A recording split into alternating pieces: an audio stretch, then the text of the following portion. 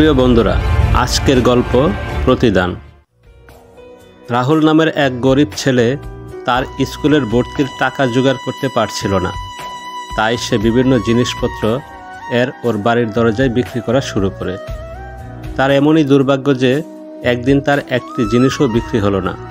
আবার এইদিকে তার প্রচণ্ড খিদেও পেয়েছে। তাই সে ঠিক করে এবার সে যেই দরজায় যাবে তাদের বলবে তারা জিনিস না কিনলেও তারা যেন তাকে এক মুঠো খাবার দেয়। একটি বাড়ির দরজায় গিয়ে যখন সে টুকা মারল, একজন মেয়ে এসে দরজাটি খুলে দিল। মেয়েটিকে দেখে ছেলেটি ঘাবড়ে গেল। সে খাবার চাওয়ার পরিবর্তে এক গ্লাস জল চেয়ে বসল।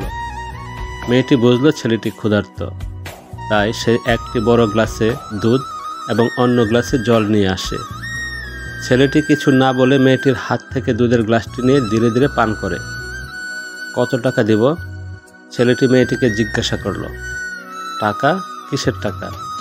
মেয়েটি প্রত্যুত্তরে বলল, মা আমাকে শিখিয়েছেন যদি কখনো কারো সেবা করার সুযোগ হয় তাহলে সেবা করতে হয় এবং বিনিময়ে তার কাছ থেকে কোনো অর্থ নেওয়া যায় না। এই ঘটনার পর বেশ কয়েক বছর কেটে যায়।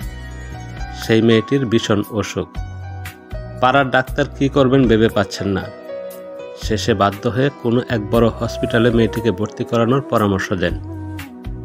বাধ্য হয়ে মেয়েটির পরিবার তাকে একটি বড় হসপিটালে ভর্তি করায়। বিশেষজ্ঞ ডাক্তার হাবার্ট কেনলিকে রোগীকে পরীক্ষা করার জন্য ডাকে। যখন মেয়েটির নাম বলা হলো তখন তার নিজের অজান্তেই তার চোখে কেমন যেন একটা চমক খেলে গেল। তিনি তাড়াতাড়ি নিজের কেবিন থেকে বেরিয়ে সেই মেয়েটির বেডের কাছে গেলেন। মেয়েটিকে দেখে তিনি প্রথমবারে চিনতে পারলেন। ডাক্তারবাবু ঠিক করলেন তিনি মেয়েটির জীবন বাঁচানোর জন্য সর্বোচ্চ চেষ্টা করবেন। তার সেবায় মেয়েটি কিছুদিনের মধ্যেই সুস্থ হয়ে গেল। ডাক্তার হসপিটালের অফিসে গিয়ে সেই মেয়েটির বিল নিয়ে নিলেন। সেই বিলের নিচে একটি কোণে কিছু একটা লিখলেন। বিলটি যখন মেয়েটির হাতে পৌঁছালো সে চমকে গেল, কারণ অসুখ থেকে তো সে বেঁচে গেছে, কিন্তু এত পরিমাণ বিল থেকে তার আর বাঁচার কোনো উপায় নেই। বিলটি দেখতে দেখতে যখন সে বিলের একেবারে নিচের প্রান্তে চলে এসেছে, সে দেখল বিলের একটি কোণায় লেখা আছে 1 গ্লাস দুধের বিনিময়ে এই বিলটি মিটিয়ে দেওয়া হয়েছে। নিচে রয়েছে ডাক্তার কেনলির হস্তাক্ষর। খুশিতে নিজের অজান্তে সেই মেয়েটির চোখ দিয়ে 2 ফোঁটা জল বিলটির উপর পড়ল। মেয়েটি তার দুটি হাত উপরে তুলে দিয়ে বলল, হে ঈশ্বর, আপনাকে অসংখ্য ধন্যবাদ। আপনার ভালোবাসা মানুষের হৃদয় এবং হাতের মাধ্যমে পৃথিবীর সর্বত্র পৌঁছে গেছে।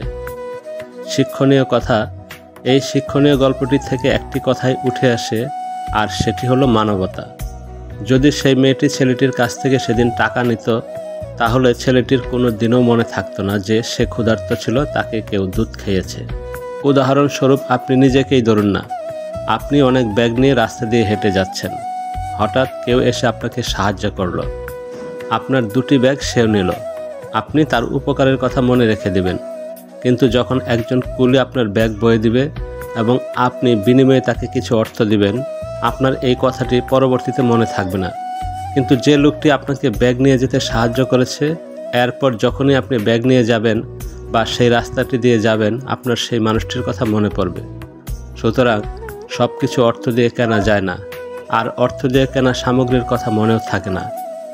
কিন্তু মানবতার খাতিরে যা পাওয়া যায় তা সারা জীবন মনে থেকে যায় এবং নিজের অজান্তেই ঈশ্বর সেই প্রতিদান সুদে আসলে দিয়ে দেন। তাই সুযোগ পেলেই সাহায্য করতে ছাড়বেন না, কারণ সাহায্য করার সুযোগ বারবার আসে না।